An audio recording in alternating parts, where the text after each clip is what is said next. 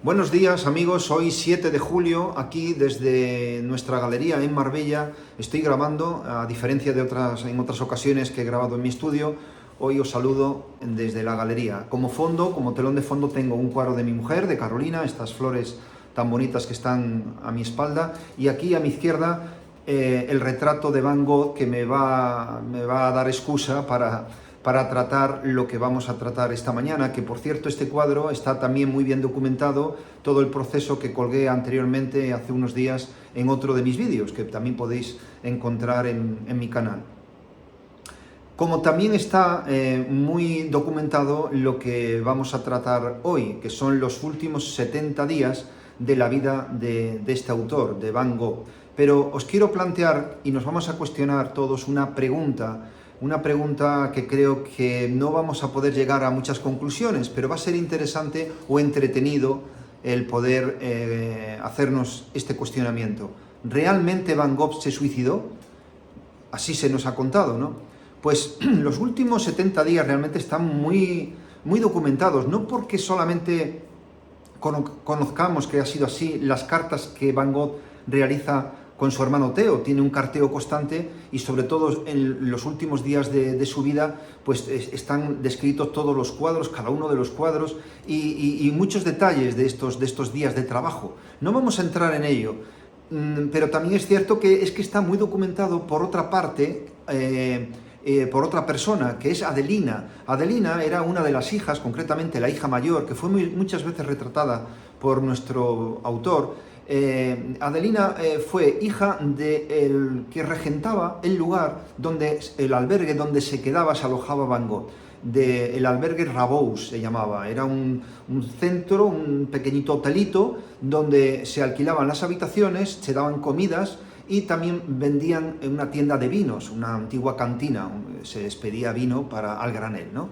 Van Gogh estaba alojado allí y Adelina llevaba un diario y concretamente describe primero a nuestro personaje, le describe como un hombre muy bien parecido, corpulento, de modales muy educado, se nos dice, y que compartía mesa y mantel con un conciudadano nuestro, con un español concretamente, con Martínez Valdivieso, un acuarelista, que me ha parecido algo muy curioso, ¿no? que Van Gogh los últimos días los pasara con este hombre, aparte también con un paisano suyo de Arles, que también compartía mesa y mantel. Pero con este hombre, Martínez Valdivieso, parece ser que también Van Gogh salía a pintar algunos días. Adelina nos dice que era un hombre, ya os digo, muy metódico, de horarios muy concretos y muy lineales, ¿no? Van Gogh salía a pintar por las mañanas después de desayunar, regresaba, comía y después de comer dice que en su habitación retocaba los cuadros, en la habitación la tenía como un estudio, y por la tarde-noche cenaba o merendaba, una cena-merienda, y luego, bueno, pues no nos cuenta nada más Adelina, pero esas son las costumbres que de un día y otro pues tenía Van Gogh, tanto si fuese fiesta, domingo, como lunes o martes, o sea, que era muy constante. Sabemos que Van Gogh pintó en estos 70 días nada menos que 70 cuadros y muchos dibujos. Eso quiere decir que era un trabajo, bueno, fijaos, estaba absolutamente todo el día ocupado y trabajando y muy entusiasmado con su trabajo, pues era una obra realmente muy vital y yo diría muy optimista. Son unas obras maestras que hizo Van Gogh en estos días, ¿no? Desde el campo de trigo, los segadores, la noche estrellada. Bueno, es decir, si podéis investigar, vemos que es un Van Gogh optimista y vital, ¿no? El trabajo que hizo. Adelina nos dice que el día de autos, el día 27, Van Gogh sale a pintar, pero no regresa a cenar. Sale por la tarde, pero no regresa a cenar. Ella lo describe en su diario que así lo contó su padre o así lo contó Van Gogh lo que sucedió. Ella en este caso no lo vio, pero lo cuenta de esta manera. Van Gogh dice que salió con sus trastes, con sus aperos de pintura, con su caja de pinturas y su caballete a pintar y recaló en un campo de trigo que estaba cerca de una edificación, de un castillo, y ya había pintado más veces allí, y este campo de trigo que le cruza un camino, pues acabado de pintar el cuadro y no acabándole, porque no estaba firmado, pues Van Gogh, en una crisis de neurosis, coge un revólver que anteriormente dice que había sustraído a su padre, el tal Artur, que regentaba este lugar, que era un antiguo revólver de la guerra franco-prusiana del año 1870, y con este revólver se suicida. Una vez que se pega el tiro, dice Van Gogh que arrojó el revólver al campo de trigo y regresó al albergue. Al albergue, llegó mal herido, parece ser que no dijo nada, pero tambaleándose subió a su habitación, que era en un primero, se echó en la cama, ¿no? en el lecho, y debido a las quejas de dolor que tenía por el disparo, debió ser muy doloroso, pues alerta a Artur, Artur sube y le pregunta concretamente ¿qué has hecho? Y Van Gogh lo que contesta es: no acuséis a nadie, he intentado suicidarme. Eso es lo que parece ser que dijo Van Gogh a Artur. Y así lo describe Adelina, así describe los hechos. Esto es lo que, digamos, de forma oficial se dice que llevó a la muerte a Van Gogh. Se avisó a su hermano y después de 30 horas de agonía, el día 29 de julio, en los brazos de su hermano, fallece. Su hermano y Artur parece ser que rastrean el campo buscando el arma y no encuentran nada. Y no fue una vez, sino varias veces que lo hicieron, ¿no? Que estuvieron buscando. Se da carpetazo al tema, así lo constata la policía y queda archivado el tema. No se le opera a Van Gogh, no se le intenta sacar la bala, es revisado por el doctor Gatschet, amigo íntimo también de Van Gogh, y bueno, pues queda cerrado el tema junto con otro médico también del lugar y no hacen nada. En este lugar sabemos que Van Gogh había llegado debido y animado por su hermano Theo desde París. Y sabemos que en este lugar fue muy contento y con mucho entusiasmo Van Gogh, pues ya habían estado en otra ocasión otros pintores que él admiraba mucho, como Corot, había estado Cézanne, también había estado pintando por el lugar, Damier, es decir, que es un sitio muy pintoresco y él fue a trabajar verdaderamente entusiasmado a este lugar. Bueno, estos son los hechos y no se pusieron en duda hasta el año 56, que por motivo del estreno de esta famosa película, El loco del pelo rojo, hace unas declaraciones un banquero, un tal René Secretan, con este apellido que ya nos dice que hay algo de secreto en el tema, pues René Secretan hace unas declaraciones a la prensa muy ambiguas y él dice que fue testigo de los últimos días de Van Gogh. Habló de su relación, pero estas declaraciones tan ambiguas quedaron y dejaron en el aire una sospecha que alguno se atrevió a poner en duda el suicidio de Van Gogh.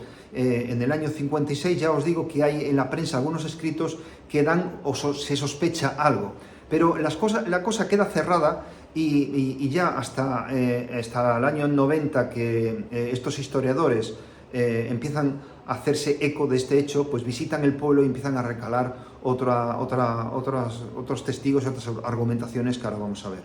Parece ser que este hombre, este tal Secretan, cuando tenía 16 años, junto con su hermano y su padre, veranean en este pueblo, en Auvers. Su hermano tuvo buena amistad con Van Gogh, se llamaba Gastón, y Gastón tenía muchas inquietudes literarias que compartía con Van Gogh y también inquietudes pictóricas. Le consideraba Van Gogh como un maestro y Van Gogh parece ser que también le ayudó a pintar o le propuso pintar con él y algo harían, ¿no? Y bueno, Van Gogh lógicamente él se dejaba querer por este hombre, pues le admiraba mucho y andaba con Gastón, pero a la vez también le acompañaba en muchas ocasiones el hermano pequeño Secretan, que parece ser un desalmado, un niño, un gamberro de la época, que ya tuvo algunos percances con algunos vecinos y que andaba desenfundando y con un antiguo revólver, vestido de cowboy. Hay que pensar también en el cuadro, digamos, de la época, influenciado parece ser, por la westernmanía que asoló Europa. Pues esto fue se hizo aquello viral y fue el espectáculo que llevó a cabo el Buffalo Bill este espectáculo que constaba de un circo y luego de hectáreas de terreno donde desarrollaba pues unas escenas, digamos, teatrales de guerras y luchas entre indios y vaqueros, donde se cazaban bisontes, y bueno, montó un espectáculo impresionante que empapeló París anunciando, digamos, este circo, este espectáculo. Buffalo Bill recorrió Europa con este montaje, ¿no? Con este espectáculo. Y este niño, influenciado por esto, pues andaba vestido de cowboy, pues haciendo de vaquero y pegando de forma jugando, ¿no? Haciendo como que pegaba tiros a un sitio y a otro, ¿no? Y bueno, pues jugaba con un revólver. Esto es lo que se dice, pero el marco de circunstancias parece ser que también coincidió con una prostituta que vendió sus favores a orillas del río que pasaba por Auber. Montó en un antiguo descansadero, una antigua edificación donde descansaban los cazadores. Ella allí vendió vendía sus favores, ejercía su trabajo, y pagaban pues hombres, y entre ellos eran estos dos jóvenes, estos dos niños, junto con Van Gogh. Y una noche, una tarde-noche de domingo, parece ser que llegaron borrachos, y después de estos servicios andaron haciendo juegos y haciendo con el arma, que no se separaba nunca René de ella, y en uno de estos gestos parece ser que el arma se disparó y de forma accidental pudo haber herido a Van Gogh, y Van Gogh regresó a la pensión, y bueno, esto luego sucede lo que todos conocemos. Estos investigadores parece ser que también han recalado en el pueblo información, ha recuperado la memoria el pueblo, parece ser, pues los antepasados contaron en su momento, aunque esto no quedó constatado en sus días, pero ahora sí, contaron en su momento que la detonación del disparo se oyó por la parte esta que os estoy contando, donde la prostituta ejercía su trabajo, y no en el campo de trigo que dijo Van Gogh.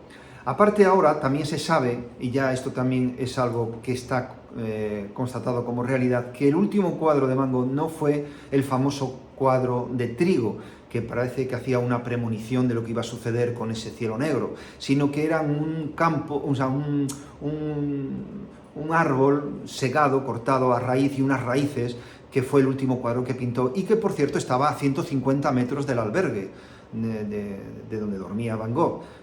Y ese cuadro fue pintado el día 27, el día de autos, por la mañana.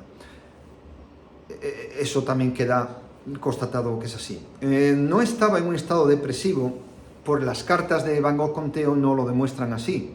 Él estaba eufórico pintando, muy entusiasmado con su trabajo, son cuadros de un gran optimismo, la mayoría de ellos. También él le estaba llegando ya noticias de que tenía cierto éxito sus cuadros, pues en una de las cartas que Theo le envía a Van Gogh, le dice que uno de sus cuadros, que había sido enviado a Bruselas a una exposición colectiva, un crítico había alabado y había hecho una buena reseña de su trabajo, y que estaba causando buena impresión también a pintores, ¿no?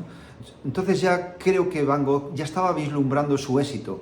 Pensar que, como una anécdota paralela, en uno de los anteriores vídeos os he dicho que en la época que Picasso viaja a París, en el año 89, también con referencia a la Feria Universal, a la Exposición Universal, que viaja junto con Ricardo Canal, ya se ve que está influenciado Picasso por Van Gogh. Hay algunos cuadros que tienen algunas connotaciones que están claramente influenciados por nuestro personaje. Quiere decir que, fijaros, en este tiempo, Van Gogh muere en el año 90, ya estaba influenciando a jóvenes, es decir, que su obra ya estaba presente, y que no es difícil llegar a la conclusión de que él era consciente de que estaba causando cierto interés su trabajo. No estaba deprimido, y es el pintor que se nos vende fracasado y que más o menos no creía ni en él mismo, ¿no? Él tenía una gran pasión y un gran sentido de su arte y de su trabajo.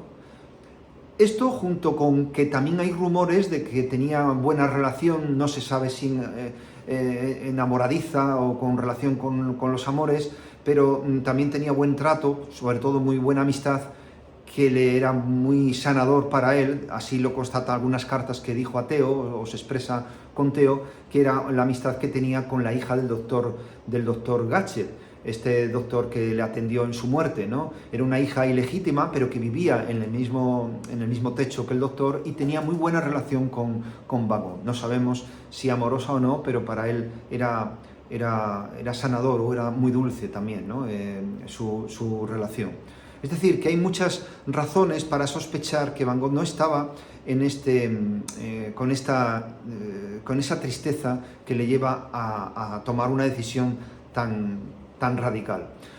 También tenemos que tener en cuenta una cosa, que la muerte por suicidio es una muerte más romántica, el romanticismo atravesó Europa del siglo XVII y XVIII, hay muchos artistas, pintores, escultores, músicos, poetas, que dulcifican esta muerte, como pasó también con la enfermedad de la tuberculosis, que también es una enfermedad que parece ser romántica, ¿no? Como un poética, ¿no? El suicidio tiene también ese halo, esa pátina o ese barniz que le da un misterio especial. De hecho, los herederos de la memoria de Van Gogh y de la obra de Van Gogh desde Ámsterdam no compran ni quieren saber nada de esta tesis, ni de esta posibilidad, ¿no? De que Van Gogh no se suicidase.